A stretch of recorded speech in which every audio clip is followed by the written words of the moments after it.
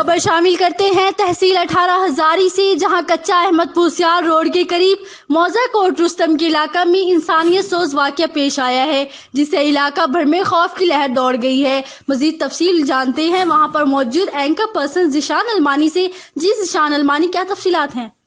जी बिल्कुल, इस वक्त मौजूद तहसील 18 हजारी के इलाका जम्मू वाला पे, और यहाँ पर एक दिन पहले इंसानियत सोच वाक़या पेश है, जहाँ पर सुतीले भाई ने माँ और बहन को कुल्हाड़ियों के वार मारा, जिसकी वजह से बहन जो है वो मौके पर दम तोड़ गई, जबकि जो है माँ जो है वो इस वक्त तशवीशनाक हालत में तहसील हेडक्वार्टर अस्पताल 18 हजारी में मुंतकिल है। और यहाँ पर जो अहल इलाका है उन्होंने सरापे एहतजाज है, वो इस वक्त एहतजाज कर रहे हैं। हमारे साथ कुछ लोग मौजूद हैं, उनसे जानते हैं कि वो इस हवाले से क्या कहना चाहते हैं। ये आप इस हवाले से क्या कहना चाहते हैं? बिस्मिल्लाहिर्रहमानिर्रहीम। हमारा पहला मुतालबा डीपी साहब से ये है कि वो खुद इसका नोटिस लें, और जिन्होंने जुल्म किया है वो खुद इसके मुद्दई हैं, लिहाजा हमें ये मुद्दई कबूल नहीं है। तो आप क्या कहना चाहते हैं कि जो पुलिस है वो खुद मुद्दई बने? वो खुद मुद्दई बने, डीपीओ साहब इसकी तहकीकात करें।